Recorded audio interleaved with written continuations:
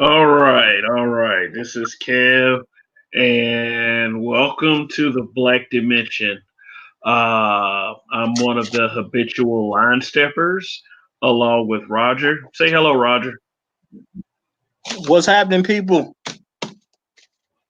All right, now let's get to it. We are here to discuss the movie Joker, give our thoughts and our opinions. And if you haven't seen it yet, let me tell you something. It's a wild and crazy film. What do you think, Roger? Oh man, it was definitely an interesting take on this character. Sure. Oh yeah, it was very different. So let me go and throw this out there. Just two things. Number one, spoiler warning for anyone who hasn't seen the film. So if you do not want to know anything, please cut this off. Go see the film and come back to us, and get our thoughts like that. Number two, if you are looking for a comic book type film, like we're all used to seeing, like, say, for instance, what we've been seeing in the Marvel Cinematic Universe, then this probably will not be the film for you.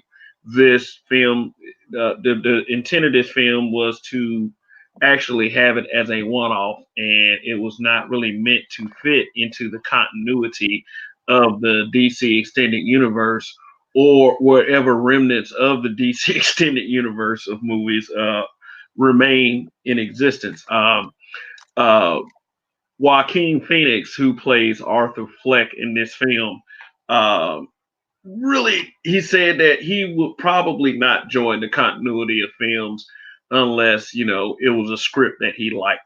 Now, seeing that, I got a question for you. Seeing that the continuity of the DCEU films have done as well as they have, would you ever see the Arthur Fleck Joker ever make it into the DC extended universe? Because who knows if they're going to even keep that continuity going the way they've been having.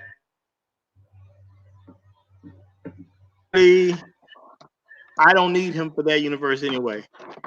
As far as Jokers are concerned, he wasn't the best Joker that I've seen. I'll say that. He was cool, but he wasn't the best Joker. Oh, Okay. Okay. Well let's talk. Before we get into, like, uh further into the discussion, who would you say the best Joker is? Like, because this is something like I'll put it to you like this. Jared Leto, uh, I think what happened with him was they took some of his stuff out of Suicide Squad. And if you go on YouTube, you can find the Suicide Squad, deleted scenes as far as Jared Leto's Joker. And his Joker actually looked, if they hadn't cut those scenes out, his Joker would have ended up looking a little better, actually. So for anyone out there that's listening to this, just go look up the deleted Suicide Squad scenes and watch the scenes that they took out of Leto. If those scenes would have probably made him feel like, made it feel like he was more Joker like. Not, I wouldn't say that it would have made a whole hell of a lot of difference, but I don't think Jared Leto will be catching the flack that he's catching. But also, a part of that flack that Leto is catching right now is due to the fact that Joaquin Phoenix, in my opinion, knocked this role out of the park. I mean, from what I've heard, a lot was taken out from the Jared Leto Joker, but it was supposed to probably be held up because they were thinking about making a Joker movie, which I guess that movie never got off the ground, and we got this one instead. But that's what the rumors I've heard about what was going on with his character, which is why the Joker in the DECU only has short film time. So I don't blame him for that. You know, if they cut your roll down, they cut your roll down. Wasn't nothing he could do about that. Now, when it comes to what's the gentleman that passed away name? Keith Ledger. Heath Ledger. Yeah. That man did such a phenomenal job. Whoever was coming behind him was probably going to feel it anyway, because he was a fantastic. If you ask me, I mean, to my personal opinion, he's been the best Joker since Jack Nicholson. Because Jack Nicholson was a great Joker too. You know, like those Jokers really put the crazy in Joker. Yeah. But here's one thing I will dispute. They say this Joker film gave Joker an actual origin story, when in the first Batman film with Michael Keaton and Jack Nicholson, the Joker also had an origin in that film as well. So you can't say that Joaquin Phoenix's Joker was the only one with an origin story. I mean, besides the comic book lore of the Joker, which he says he prefers multiple choice, there's no definitive origin for him.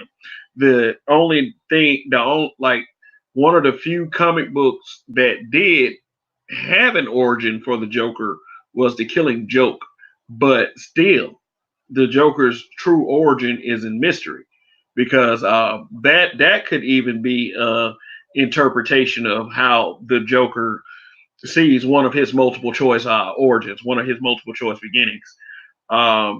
But like seeing on this list right there, this was probably made by a fan somewhere. This whole Joker acronym.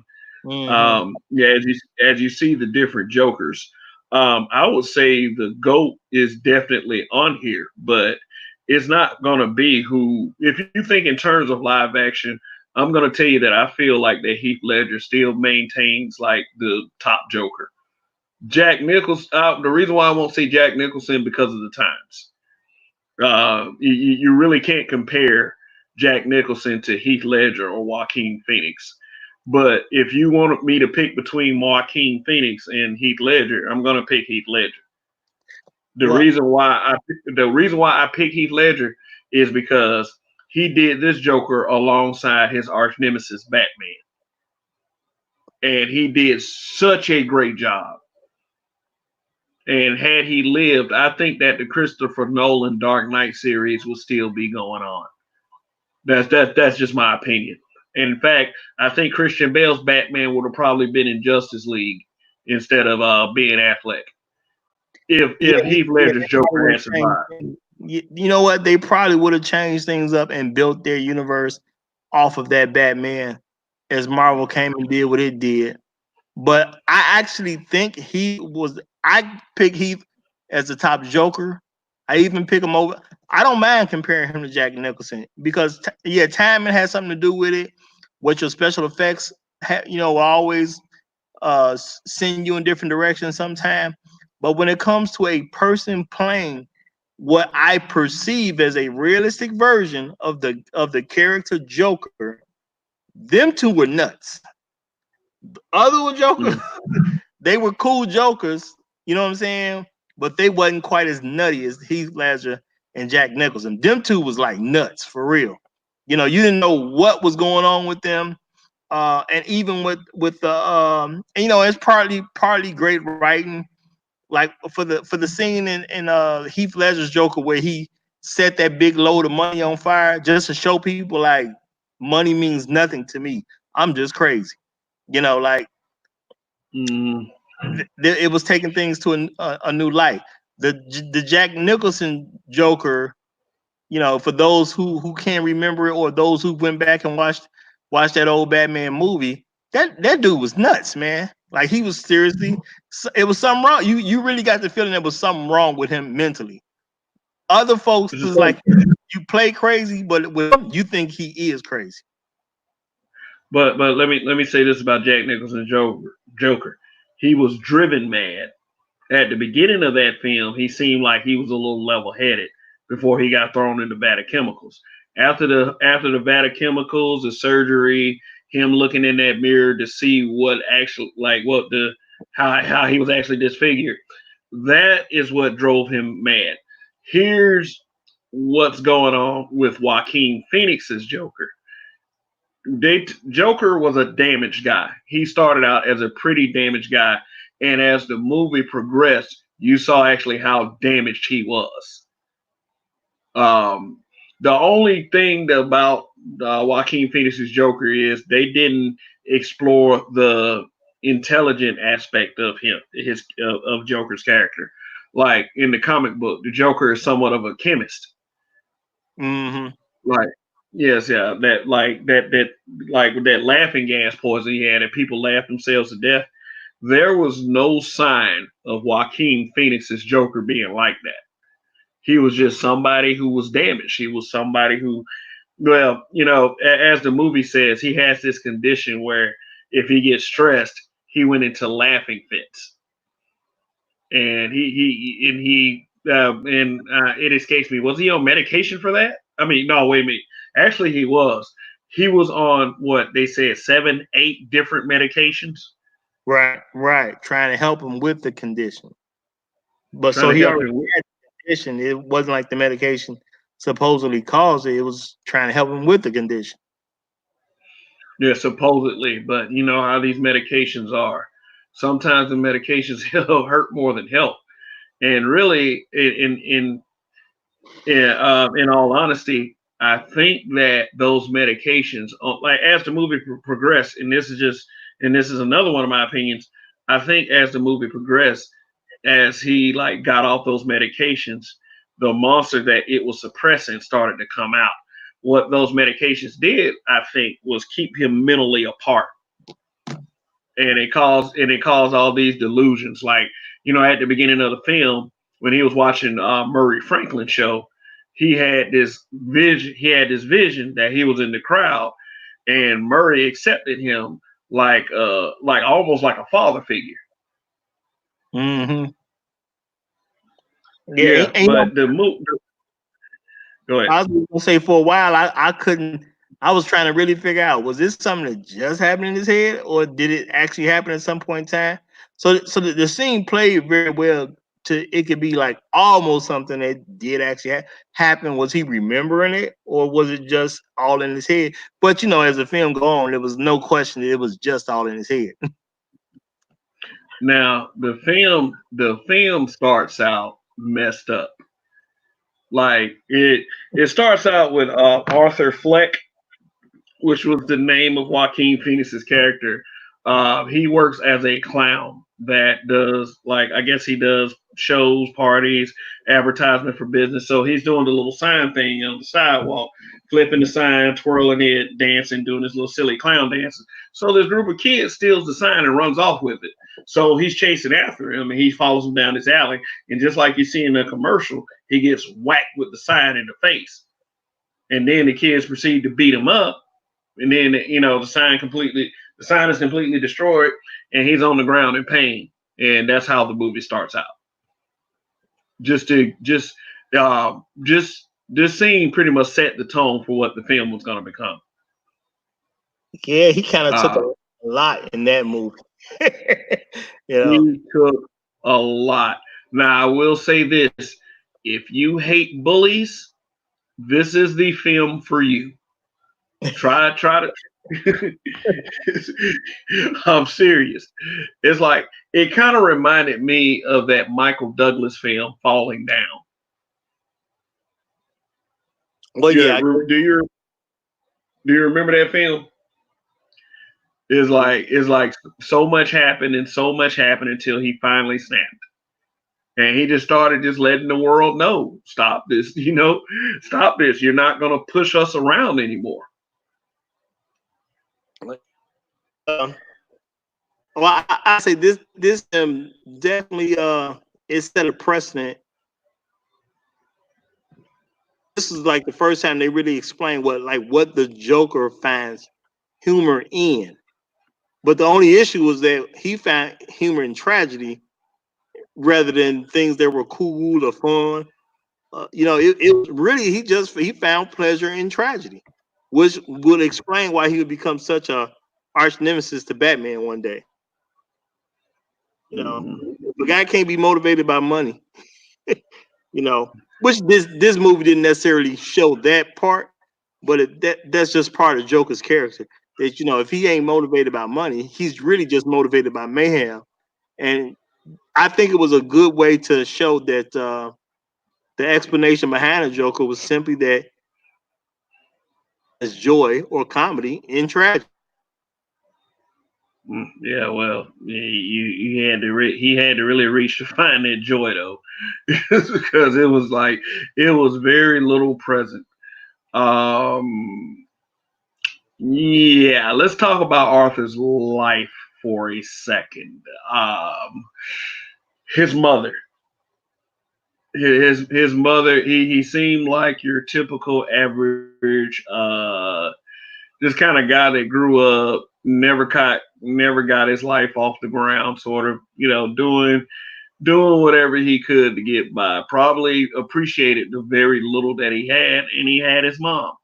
His mom didn't seem like she was that well off mentally, but if you find out why she is the way she is, also, it was like it seemed like it was she kind of that her mother type kind of reminded me of uh, the television show Gotham when they were doing Oswald Cobblepot and when they had his mother. I mean, except for you will find out that Joker's mother in this film and that mother, if you've watched that show, were kind of different. But as far as the both guys' approach to their mother, it was kind of the same thing. Their mothers weren't well in the head, but they loved their mother. But Yeah. Well,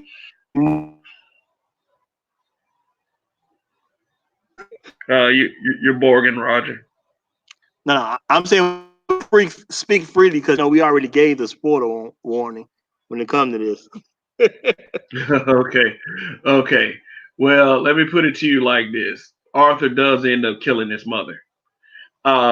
The reason that being is like I guess obviously those medications were repressing some memories because where was that he went to meet old boy, the black guy, the guy that played Brian Tyree Henry. Remember the guy he was trying to get that file folder from, and then he grabbed it and snatched it from him through the Oh, window. that was at Arkham. That was at Arkham Asylum. At Arkham, at Arkham Asylum, and that's when he found out. Like that's when he started. That's when he read everything that happened to him. He was abused. He was beaten. I think his that he was reading everything, and it just kind of drove him over the edge. I think his mother had a boyfriend that would beat him and abuse him. Anything I might be missing out of that scene, Roger? No, I think that scene because he got a file about his mother, which showed stuff that his mother was doing badly to him. So I think that scene probably triggered repressed memories because he was taking all that medication. He probably had a bunch, and that probably snapped him right to it because it wasn't too longer after that he offed his mom. Yeah, but also remember when he was going to see the psychiatrist, uh, she had told him that they cut funding on the program, so they would no longer be seeing each other. And he was like, "What about my medication?" And she was like, "I'm sorry." So, like I was saying, was when those meds ran out, that's when his character, his evil character, started coming together. Well, yeah. I mean, and my thing is when you add in lack of medication plus being reminded of repressed memories, you got a bad mix on your hands. That's all I'm saying. That's a bad mix. Very bad mix. Yes, and that's a bad mix. That once he found that out, the mix was so bad, he killed his mom laying in a hospital bed by suffocating her with a pillow. What Which, for the Joker is pretty awesome. You know, for yes. we not because I'm not If you want to just their mom, but for the character of the for the character of the Joker, yeah. Now, now let's just start let's start mentioning what like kind of the things that kind of went on in the film. Let's talk about Zazie Beetz' character. I think her name was Sophia. Sophia was a single mother that lived in the same building as Arthur, and a chance encounter in the a chance meeting in the elevator of his building that he lived in seemingly led to those two dating, but you could kind of tell that situation was off from the very beginning because it to me is like I knew something was wrong because it went too far too fast. yeah. And The first time he showed up at her apartment, and yeah, it was too much of a roller coaster ride. I just say that. Go ahead, finish. I mean, Finish. here's how quickly it happened though. Just the whole he ended up in the elevator with her, and then one day he followed her around all day long. And it's like a lot as far as her angle in the movie, you can tell what was real and what was fake because it's like this. What was crazy to me was when he followed her around all day one day, which I think really happened. After that, he was in his apartment. He gets a knock at his door. It's her, and she's like, "You were following me. You were following me around all day." And she seemed to respond positively to it.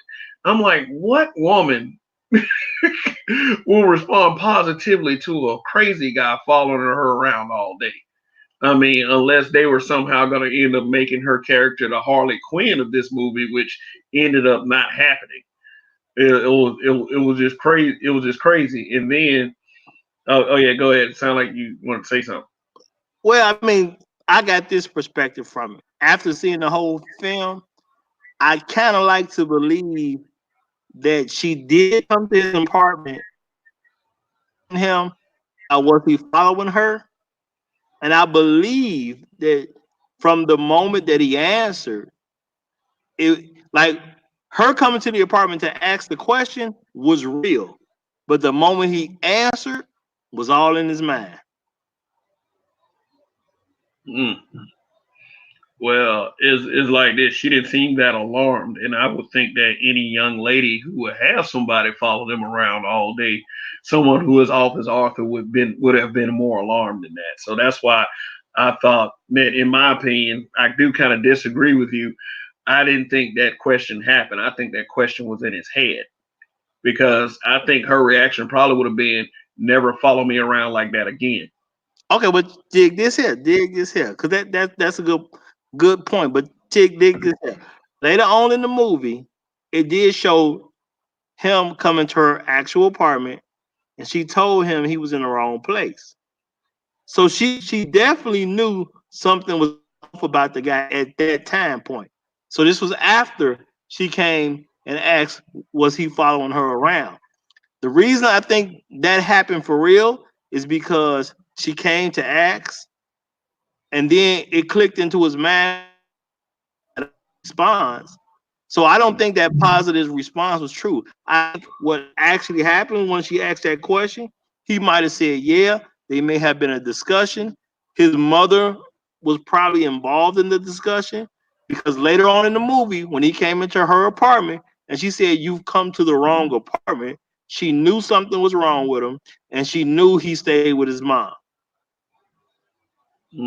That's why I believe it was real. But then soon that positive response is exactly where it turned into what was only going on in his mind, what was happening in reality. But I tell you definitely which one was fantasy. The one where he knocked on her door and then he jumped in and started kissing. I think that was fantasy. Oh, I think absolutely. he. I think. I think. I think at the end of the day, Arthur did have a crush on Sophia. I mean, he had a whole relationship with her in his mind. So, you know. Yeah, yeah, and that kissing scene, the scene that came before, was a very definitive scene in the film. Yes, it was the scene where I guess, well, was it? Did he just get fired, or like what was it? The one where he left the? Was it the one where he? No, it wasn't the one where he just got fired. It might have been the one where Well, he just got fired.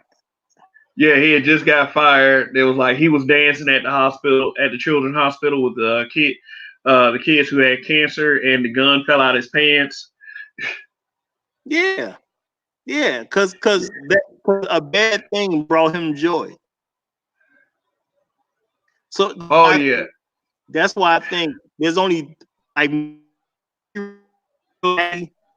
with her for real. One was a real interest.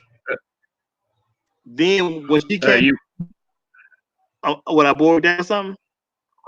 yeah, you're Morgan bad, dude. Okay, am I You're good? Morgan bad. So just say that. Can you just say that again? Okay, I think there was only about 3 real interactions. One, when she first met him on the elevator, was real. 2, when she came to ask, was he following her around? It was real right up until the point that she asked that question. Everything else was in his head. Then maybe she saw him. Maybe she saw him at the following her around. I'm not really clear if what was real or fake about that. But I'm not going to really touch that one. But the only other part that I think was real, when he came into her apartment toward the end of the movie, and he was saying, and she told him, "You've come to the wrong apartment. And you basically need to go back to where your mother lives." I think those were like the only 3 real interactions with him. Everything else was totally in his head. Well, let's talk about the subway. He got like fired from his job. He's disappointed. So there are these 3 guys, these three Chads. They were on the elevator, and I mean, now they were on the subway, and or well, did they refer to it as a subway or a train? Either way, it was a train. The lady looked visibly uncomfortable, so Arthur started laughing, and these guys decided to come mess with Arthur instead. The lady walks off, kind of. I guess she could have been kind of relieved that Arthur distracted these guys from messing with her. So they started messing with Arthur, and all of a sudden they just start beating Arthur up. Just like I said, textbook bullies. Mm-hmm. And the next thing you know, gun goes off, shoots 2 of the guys, kills them. The other guy runs away. He shoots him in the leg, and actually he gets off the cart. He's screaming, he's crying for help. Arthur follows him, and then Arthur shoots him again. The only reason why Arthur stopped shooting him was because he ran out of bullets. Now, dig this here. Lady was on the subway. The 3 guys start bothering the lady. He starts laughing. Now, as they say, hindsight is 2020.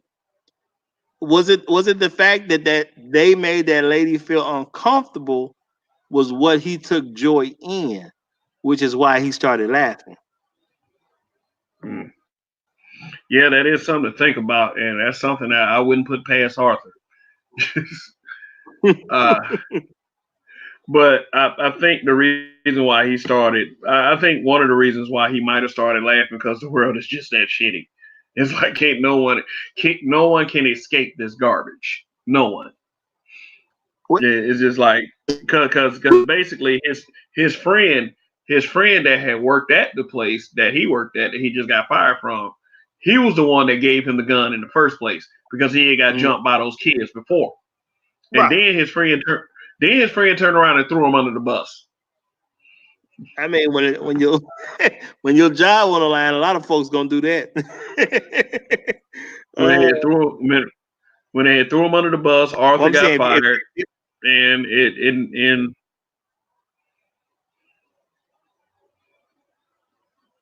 no, I was just saying that Roger, you're borging out yeah, again, man. no, I was quiet. I was quiet. I was just saying when it comes to people getting fired, oh, they're gonna throw somebody else under the bus. So that kind of felt somewhat realistic to me. Okay, That might have been so why I niggas forget did it. his name. Yeah, I forget his friend's name. But do you think that if his friend didn't give him that gun, that he would not have spiraled out of control like that? So his friend was the guy that actually created the Joker. Yeah, I won't say he helped them along. I won't say he created because I think he was gonna spiral out of control regardless. Because a lot of stuff kind of happened at the same time. He got the gun, he lost the medication, and you know, He found out all that stuff was inside his head about that girl. Like, what was the stuff? What if the stuff that was inside his head happened and it wasn't necessarily self-induced? It was because of his condition. well, I think our relationship with that woman was just something that was just in his head. And I Mm. don't think he did anything to necessarily cause that. He was just a delusional person, the same way his mama was a delusional person, as we found out with the records from Arkham Asylum. His mama was Mm. delusional, he was delusional. So man, the man was And just a also delusional guy. Oh, go and ahead. also and also he was adopted. That wasn't even his biological mother. So just for that note. But when he killed those three guys, he did this little strange dance. Like, that it was some kind it was almost as if some kind of tremendous weight was lifted off his chest. Like he felt alive when he did it. Like, yeah, Brought him joy. yeah, like it brought him joy to cause such mayhem and to finally strike back at a world that had been striking at him seemingly ever since the day he was born. Exactly. Exactly. And there you have the why you have a Joker. That's why you have a Joker. He wanted to make the world pay because he felt the world has been making him pay since he was born. Yeah, but here's one aspect of his character that was explored. Uh, Joker is an agent of chaos. His whole he's an agent of chaos. In other words, he's a terrorist. Like Joker is a big time terrorist. He loves causing mayhem and chaos among the masses. And when he killed those three guys, that he sparked something in the people of Gotham when they heard it was a guy in a clown mask. Well, they said it was a guy in a clown mask, but it was just a guy. Guys all over the city started wearing clown crimes, like started like evolution, so to speak. Tired of the rich, like seemingly they got tired of poor. Like if you want me to speak kind of metaphorically. Well, you know what? I see it slightly different because I don't see Joker as a terrorist because a terrorist usually has some kind of demand that can be satisfied. So I don't really see him as a terrorist. An agent of chaos? Absolutely. And I think the reason the people had action toward the three men that got shot on the train and then hearing that it was a clown, I think at first they took it as it was a of act of heroism, because there was some woman out there who basically would have heard that story and said, "Yeah, those were the guys bothering me. That guy, he interrupted them from bothering me, so he was trying to protect me." So I think they might have viewed him as a hero at that particular time frame, but he was just like a Mm. vigilante. I think it was like vigilante heroism. Really terrible place. It just kept getting worse and worse and worse. So I think people took it as an act of heroism. Yeah. Now, I feel like a lot of people were on his side when he killed those three guys. I think, I mean, I'm talking about as far as, I mean, you can say people in the film were on his side, but people in the audience, I think when you got that far in the film and you discovered that, like, okay, these guys were actually bullying him, and this can be perceived as him standing his ground and defending himself because they were beating his ass. Yeah. like I'm talking to like, and I'm talking like he didn't even do anything to provoke these guys. They were just being assholes. They were being rich, privileged kids who decided to bully someone they thought they could bully, and they paid for it with their lives. Now, people in the viewing audience, these guys really did get killed. They're probably going to side with Arthur at this point.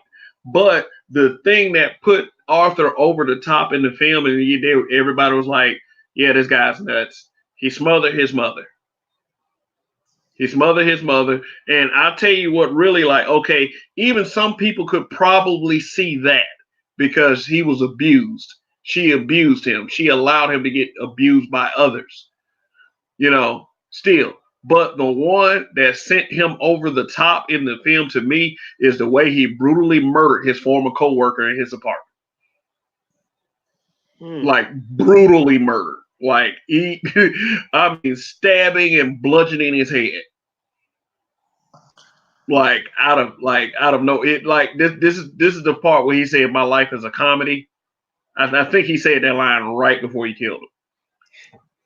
Well, yeah, he that was a definitely interesting kill, and it did bring him joy, and he didn't kill the other guy in the room. So I think that was like a direct repercussion from when he was at work, and they had that, I guess, a slight argument about whose gun it was, and Buddy didn't want to take credit for the gun and all that. So I think he kind of felt some way about that. Yeah, I think he felt some kind of way about it too. Yeah, that was because remember Arthur said he loved that job, and basically, besides his mother and his damaged life, that job was all he had. Yeah, it really was the only good thing. The only good thing going on in his life. His mother was a perceived good thing until those repressed memories came back up, and the fact that because I think it had to be something with his memory, and I think he had an internal battle with himself, because even though he found paperwork that said he was adopted, he was not trying to accept that he was adopted. He was supposed to be the son of Thomas Wayne. And I was just about to mention that. His encounter with Thomas Wayne. His mother was like, "You need to get this letter to Thomas Wayne," and she had lied to him and said that either she had lied to him or she was very delusional about it, because the line between lies and delusion is crossed so much in this film. She told him that his father was Thomas Wayne, the richest man in Gotham, the billionaire. I think that was her believing some BS. Because the only person I believe, one of Wayne's employees, who said what was going on, and I think that was a real story. She probably worked for Mr. Wayne at some particular point. Heard the tendency start. I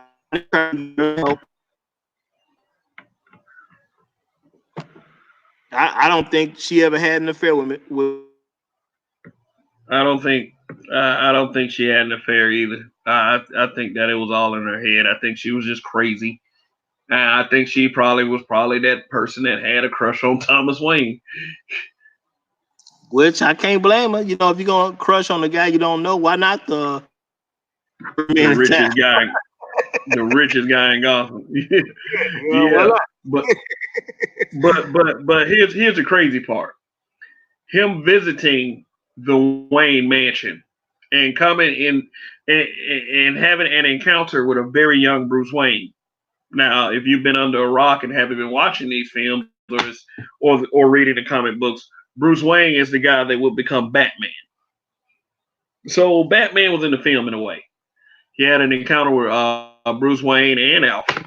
He actually touched Bruce Wayne and did that little smile gesture. He takes his two fingers, puts the fingers in the mouth, and forms a little smile, and which was kind of off because that's you're kind of touching the kid then.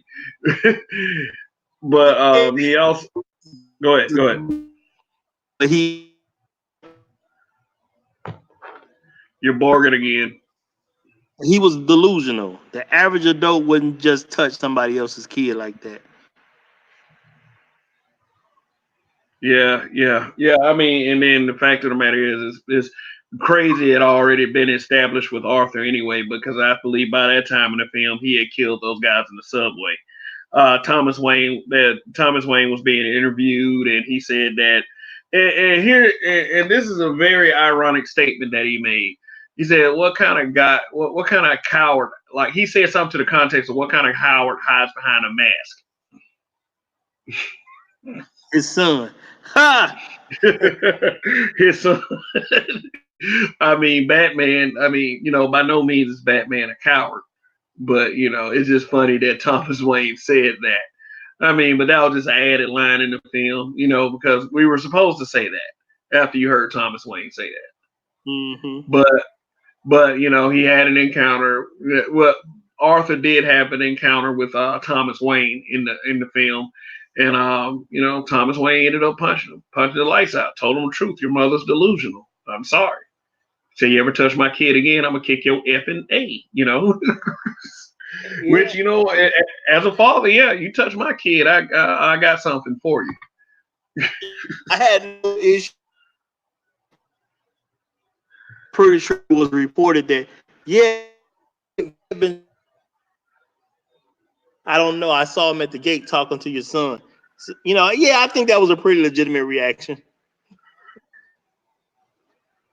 Yeah. It is. Yeah, I mean, but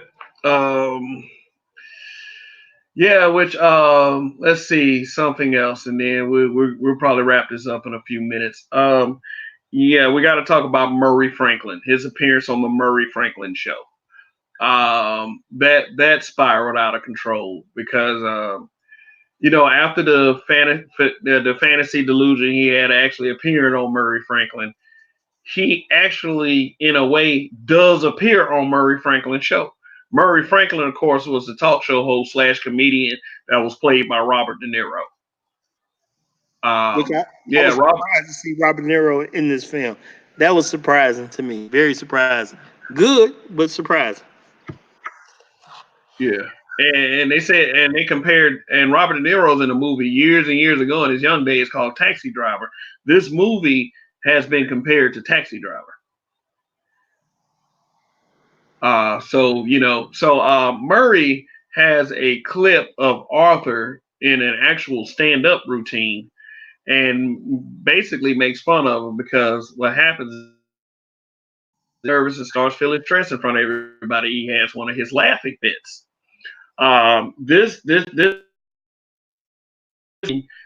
why he was doing this caused him to become delusional and laughing at everything that he was doing, which figure out that might have been a delusion because that's the way he wanted to see himself. He wanted to see Sophia out there, cheering him on, laughing and everything he says, because I guess because of the she had on her.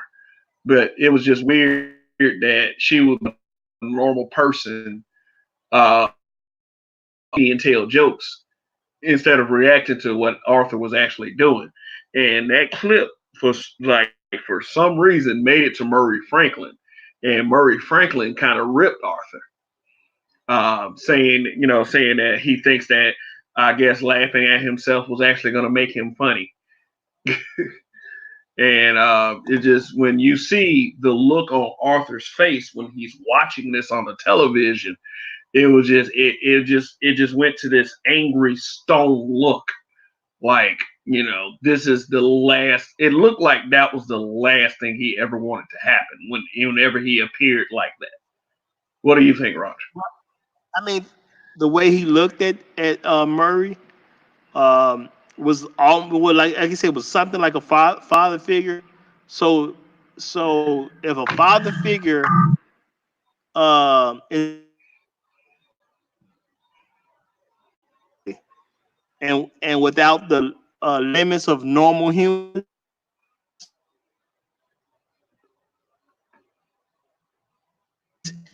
his mind is gone. Us, something bad happened, we just take it. We may mumble, we may get mad about it, but we're that don't have normal restraints. Yeah, you end up doing something, which you did.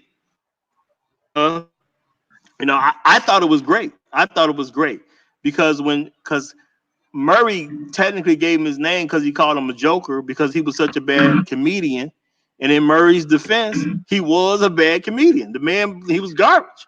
So, Yeah. Arthur was garbage. Yeah, as a comedian, and he kept. I guess he kept a notepad where he claimed he was writing his jokes down. But if you read what was on that notepad, man, it was like it was like the man had a bag of cats for a brain. Well, which shows again, to him, comedy is actual tragedy. It's something off the head about it. Yeah. So the line that you see in the commercial and in the trailer, uh, he asked Murray, "When you introduce me, can you call me Joker?" So I thought that was a really good way to give him his name. Very true. Because when he was showing that clip of Murray, when he was showing that clip of Arthur on the stage, Murray was like, "Look at this Joker here." Yeah, that was a great way to give him his name. It was great. Yes, but when he went on the Murray Franklin show, I would say that was probably the most pivotal scene in the film. And both Joaquin Phoenix and Robert De Niro did outstanding jobs executing that scene. Absolutely. Slow clap. Yes, and this was also the scene where Robert De Niro character was shot by Arthur. After a heated exchange, like when he went on there, when Arthur went on the show and he started interviewing Arthur, he immediately confessed to the 3 murders. And Murray asked him, "Why would you come out and say this?" Arthur said, "I got nothing left to lose. His mother was dead. He lost his psychiatrist. He was off his meds. He had lost his job. He had found out. I guess he had finally realized that the thing he had going with that girl was a complete delusion. So basically, except for the kitchen sink, he had lost everything. He had found out what was like a lot of repressed memories came to the surface when he got that file folder and read all that stuff. So with all of that happening, that was the one bad day scenario. All it takes is one bad day. And that bad day came to a culmination when he went on Murray Franklin's show. They got into a heated exchange. He told a knock knock joke. I forgot. He said knock knock. He was there. He was like, "This is the police. Somebody's dead," or something like that. Like, I was like, "Oh my god!" But then, a lot of the things that he started saying in that interview was a lot of the things that people actually think in this society. Yes, I thought the exchange in that interview was scripted, or I don't know. I mean, if they did that off the cuff, that was just fantastic. But that interview was amazing to me because it was him coming out saying what he was saying, but he's supposed to be a comedian, so they're trying to figure out what kind of what kind of comedy is this, or is this dark comedy? Did he really mean what he was saying when he was it this about a political movement? So I thought the conversation was like it was just an awesome piece. You know, it just made it was so interesting the back and forth he had in that particular scene, and it was establishing, just as you said, that it was like where he really kind of turned the corner because he really was accepting the real, because everything he knew was gone at that point. This image that he had of his mother that he done messed around and killed, that's gone. This image that he had of his father, which was supposedly Thomas Wayne, I think that may have been gone too. The way he looked up to Murray, that was gone because he brought him to the show to embarrass him. At least that's how he interpreted it. So, you know, realizing that the woman that he had been with in the relationship was probably just more of him in states. So I think that was like him realizing everything he knew about life. His entire identity was gone. He had nothing left but the Joker. Life was one big joke, and the thing is, after he realized all of that, now he was saying now the joke is gonna be on them. Yeah, yeah. Which So so it was like, was it a rally? Was it a clown rally that was they were building up to? They were gonna it was gonna be this massive protest in the city where there was gonna be unrest and a bunch of people in clown masks. Because okay, let me go back to this scene right here. This is after he, after he got, got full jokered out, dyed his hair into makeup. Uh, the police that it wasn't the police came knocking on his door and he snuck out like through the fire escape or something like that. no, remember in this scene they showed up at the top of the stairs and they wanted to ask him more questions about what was going on because there were In that scene, yes, but like they knocked on his apartment door first, didn't yeah, because they they? wanted him to talk to him about what kind of The happened with murders. the gun. Well, right, because it was found out that he had a gun at the children's hospital. Murder was still unsolved that happened, and then I guess figured out he was in proximity of these places, so they still wanted to talk to him and ask more questions. They hadn't, but they wasn't to the point where they was gonna definitely arrest him yet. At least they hadn't let us know that, but they was definitely was a key figure that they wanted to talk to. Yeah, but then like when they were chasing him in the subway, the clowns actually end up stopping the cops and they jumped the cops and brutalized them. But I think that was because that whole clown demonstration, like I said, I think that was people in the city suffering. They felt the leadership of the town. They looked at Joker.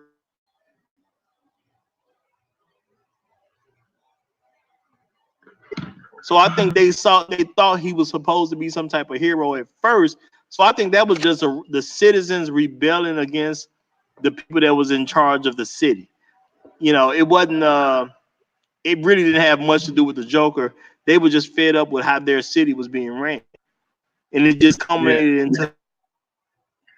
Yeah, but yeah, that was the Joker murdering those three guys in the subway was kind of a catalyst for that. Right. So I think it was just happenstance that because they were doing a protest and people used as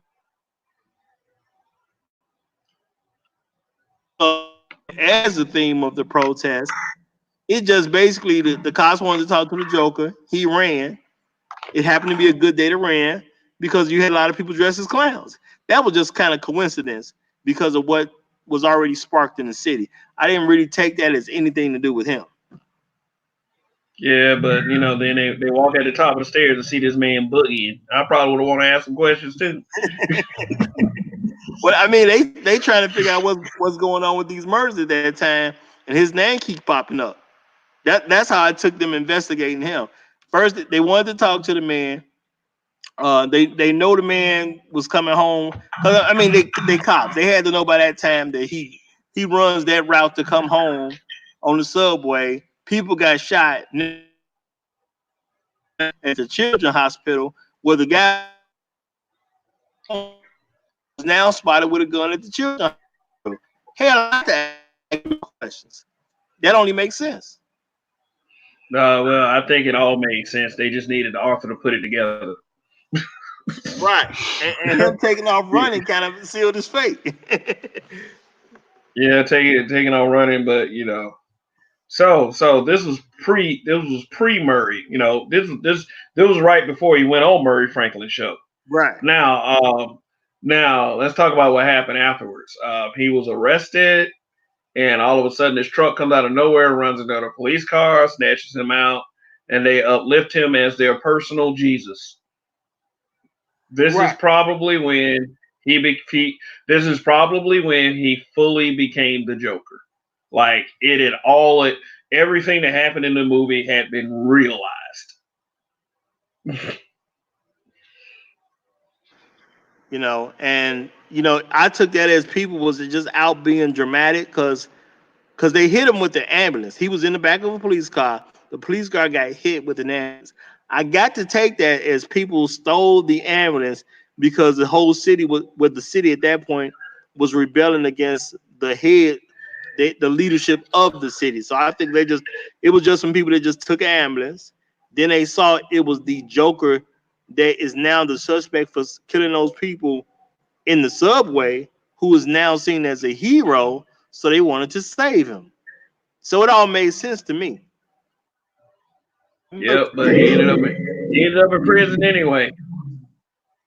He ended up at prison, Arkham Asylum. Yeah, he ended up at Arkham Asylum anyway. But let's talk about that last scene because this is the one I didn't get.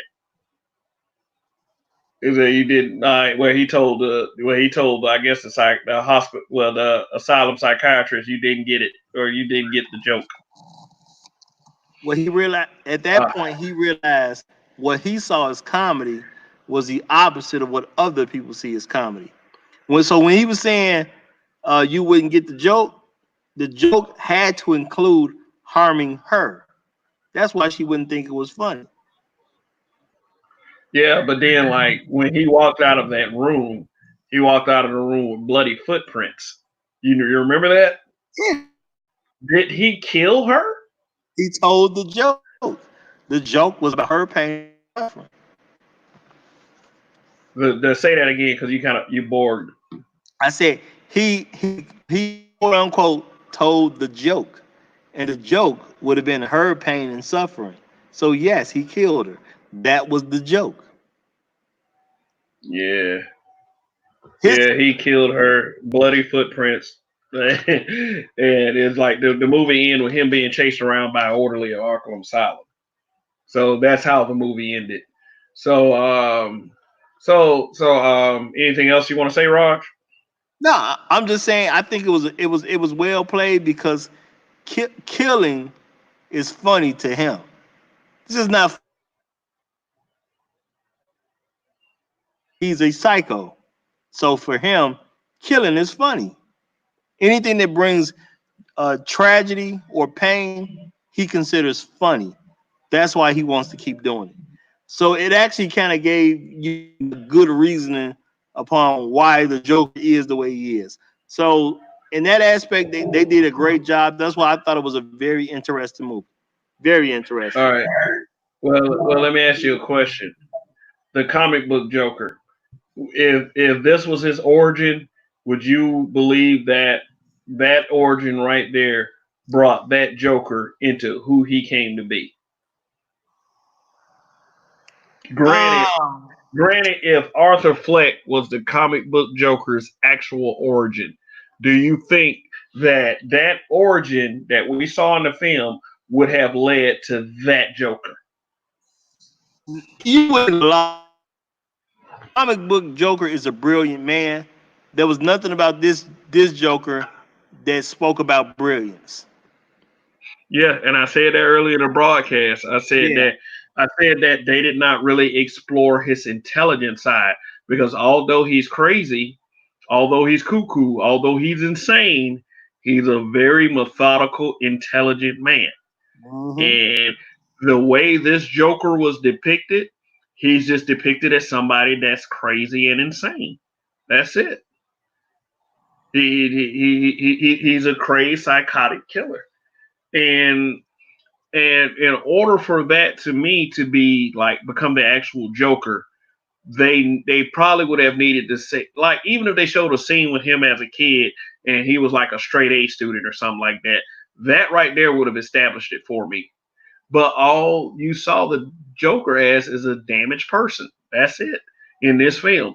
It did not explore every if they want to bring him to the regular comic book movie continuity, they are going to have to change this character somewhat. Well, a whole lot would have to be. There was no brilliance, no intelligence to this guy.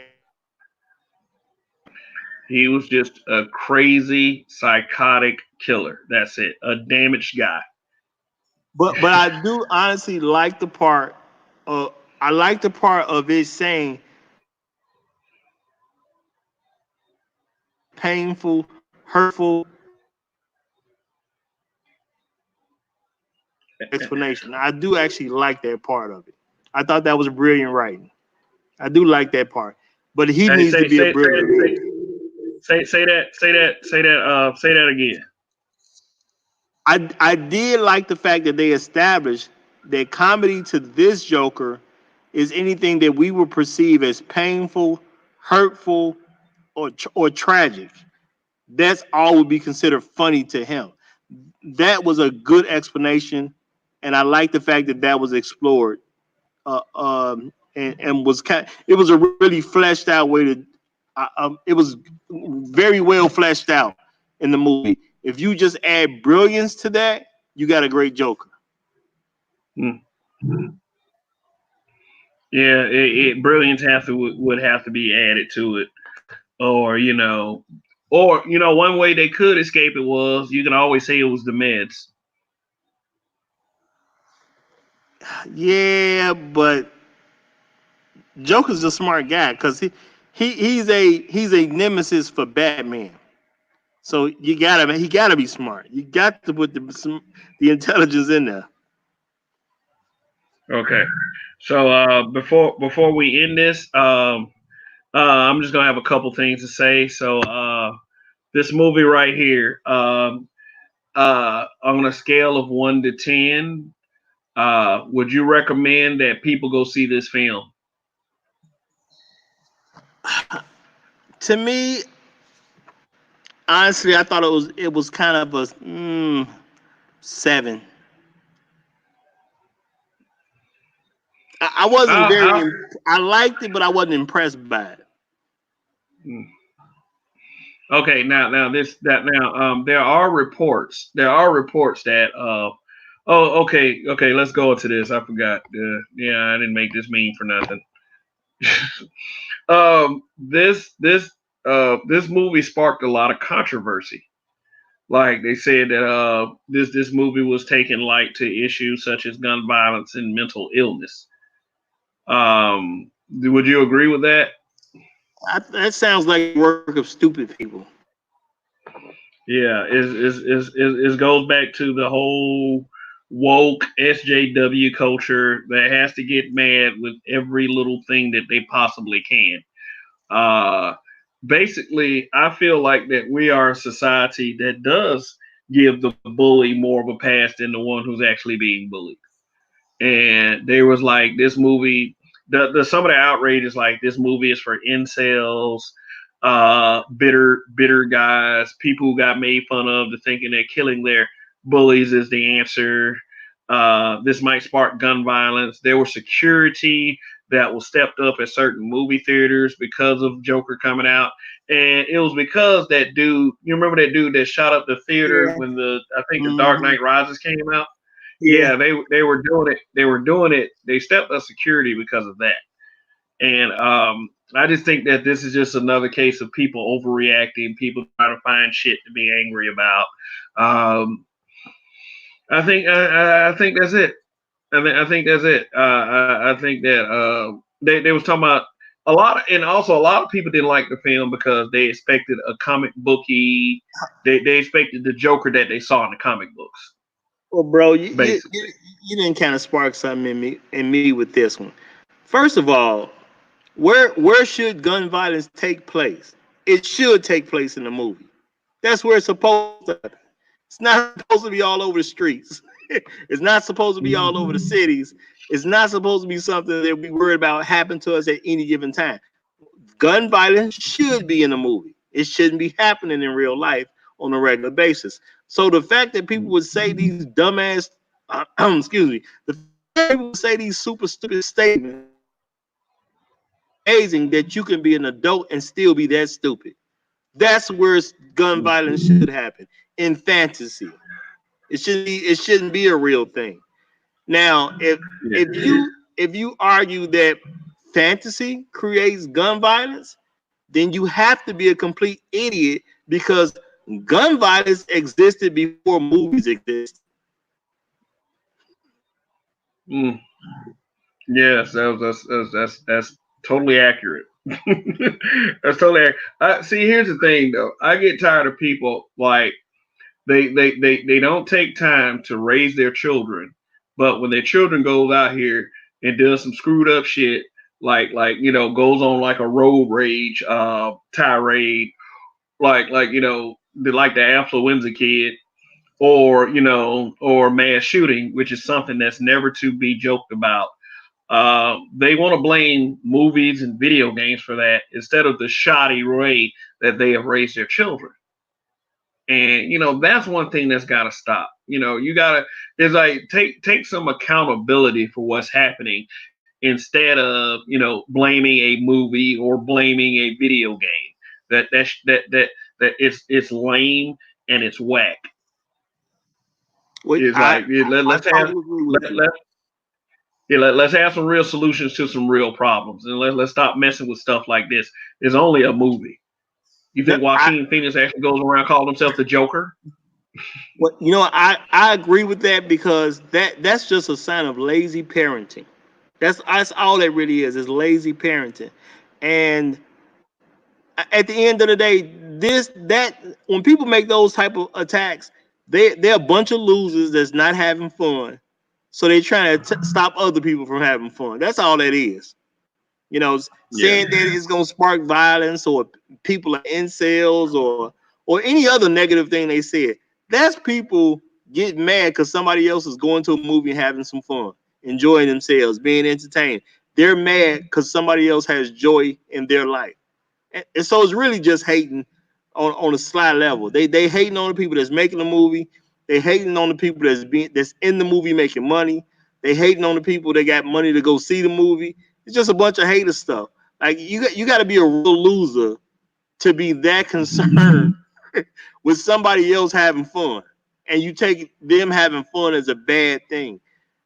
Only an evil person doesn't want other people to have fun, and it's not hurting anybody. An evil person or a whack person. But see, here's the thing: at the end of the day, you can just simply not go see the film. But that's not good enough because they crazy. Crazy people They don't won't. want you. Crazy people don't want you to have fun either. Mm, okay. So yeah, so now that that's out the way, it's like go if you like dark films, if you like violent films, like just films now, and if you hate bullies, you'll love the Joker. You'll love Joker. You will love Joker. Now, Roger said he gave this movie a 7 out of 10. I'm gonna give it an 8. The reason why I'm going to give it an 8 because it was so well executed. Like I'm going to see this movie again. It's like the only reason why I gave it an 8 is because it wasn't full Joker. It wasn't full Joker. This is basically a guy who just has like it's like my boy Donnie says. He basically is just called Joker. He didn't get the Joker from this guy. I didn't get the Joker from this guy either. But I thought he pulled the film off. I thought Joaquin Phoenix knocked the role out of the park. I thought Robert De Niro did outstanding. I thought Zazie Beetz, the girl who played Sophia, she did great, and she's beautiful, by the way. Like I was like, wow, she's really cute in this role. um, let's see, even the little person that was in the film, he did a good job in his acting, even Oh, though he his did part wasn't that a job. Real big. I talk. said, then I turned around and said his part wasn't that big. Yeah, I mean, I'm sorry. fun this had to happen there. But I'm just saying he actually did like a great job because when they showed him being basically the boss with the other guys that were clowns and whatnot, he came off boss. When he was in the apartment to ask for help to leave, like the job, like Oh yeah, great. yeah, oh yeah. When he was trying to reach for the lock. Right, he couldn't get. He Yeah, terrified because his friend just got yeah, killed, but now he gotta ask for help he to was leave. Like he the was man, so terrified. yeah, it was so realistic. It that situation, I could really see it coming off the way he did. So my thing is, even I guess little people, though he's a little person, as far as acting goes, like did a hell of a job. Yeah, they did a hell of a job with this film. Actually, yeah, I mean, great job to the director Todd Phillips.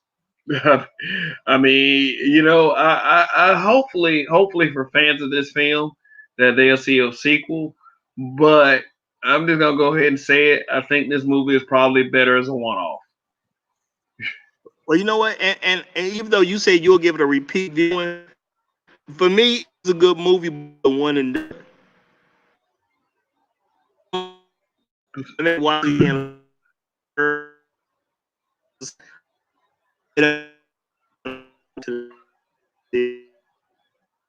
the movie. Yeah, Roger, you just bogged out that entire statement. I Yeah, do see it as a good movie, but for me, I think it's gonna be a one and done. I don't think I'm going back to the theater to see it. I'll probably have a streaming service. okay, now you said we talked about this a few days ago. You said you were going to answer this question on the air. Um, which one of these films was better? Because a lot of critics, and I do feel like critics these days have an agenda.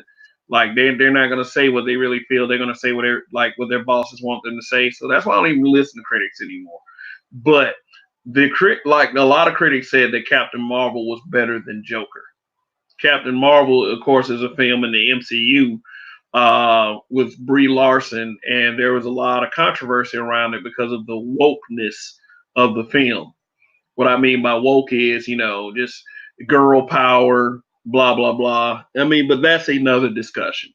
Okay, comparing the two films, Roger, which one do you believe is better, Captain Marvel or Joker? Honestly, I would have to. I'm gonna have to go with Captain Marvel, and I would say this because I didn't when I saw Captain Marvel, I didn't really see the wokeness. It was a movie about a female superhero, which I was totally fine with. When it comes to the actress, I know Brie Larson was stirring up some stuff while she was out and talking about when she was out on like the promotional tour, she was saying certain little stuff that have really kind of pissed men off. I basically did the best I could to totally ignore her so she wouldn't ruin the film for me. I trust Marvel, and I knew Marvel could do a good job with it. Um, but I'm gonna have to give uh, I'm gonna give that the edge because I did go to a repeat viewing of Captain Marvel. I took uh, I took some girls to go see Captain Marvel. Where when it comes to the joke, I don't see myself doing a repeat viewing, even though I did think it was a good movie though. So I'm gonna have to give them the edge because I did do a repeat viewing for Captain Marvel. Mm. I'm gonna give the edge. I'm gonna give the edge to Joker.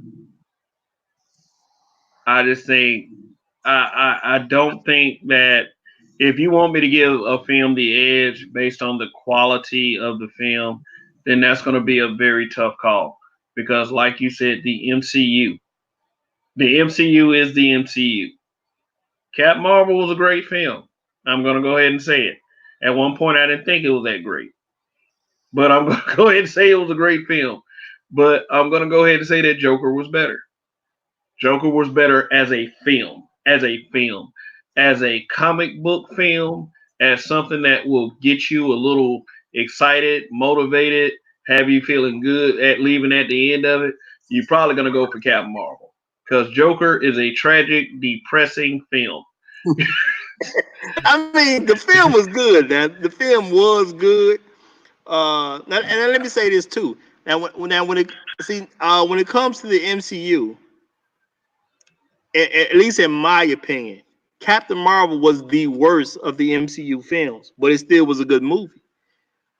This Joker was a good movie. I think if they would have showed the brilliance of the Joker in this one, I probably would pick it over Captain Marvel.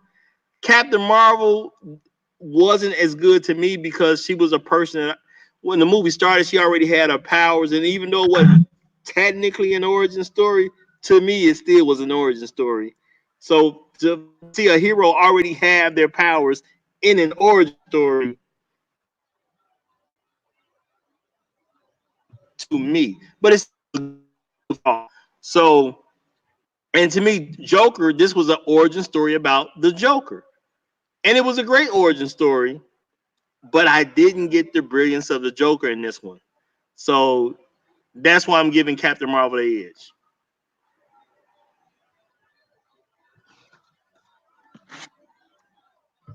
But they're very close, you know. Mhm. Okay, all You right, know, yeah. you can So, go either way with these. You can go either way with these. I think anybody who goes to see either, well, if you went to see Captain Marvel, you liked it. I don't think that you wouldn't like the Joker. I think anybody who goes to see the Joker would like it. okay, yeah. So, okay. So at the end of all of this, I would still recommend that Joker is probably be a film to go see. Um, it was a great film, and I was glad to be able to go see it. I gotta admit, I wasn't very optimistic about the film when it first started advertising. I didn't think anything was gonna be good about it. I mean, we've had this conversation. I'm like, I just don't see. I'm just not really looking forward to this film, and none of us were really. But then it came out. The advertising did sell it short. I will say that the advertising did not make me think this film was going to be all that hot. Real talk. It was a much better film than what the advertising gave light to. Hmm. And I say this too because I guess when you really think about it, well, to me it was more of a drama. I guess yeah, there was some suspense in it, but I would think it's more of like a drama movie than more of a suspense movie. So and I watch all films, or well, all types of films. It was a good film, period. It just was. But there's a lot of good movies that I'll go see, and I only go see them one time. So at least at the theater. But it's very good. Okay. I don't think you have to be into comic books or even know this has anything to do with the comic book to enjoy this film. I don't think it's necessary at all. I think you know, like a guy take a woman who's never read a comic book, never watched a cartoon, anything. I don't see how you could just watch this movie and just not get any enjoyment from it. Mm-hmm. It was definitely a good film to me. Mm-hmm. All right, well, and yeah, I agree. It was a good film. So yeah, I mean, it was definitely worth it. Absolutely. So Absolutely. all right. So all right. I guess we're gonna go ahead and wrap this up. Roger, is there anything else you'd like to say? Man, thank y'all for please like and subscribe. The Black Dimension is where it's at. And I'll holler at y'all next time. All right, and so will I. So peace out, guys. Later on, and we'll be getting back to you real soon. This is the Black Dimension signing out. Goodbye, and please like, share, subscribe, and that's it.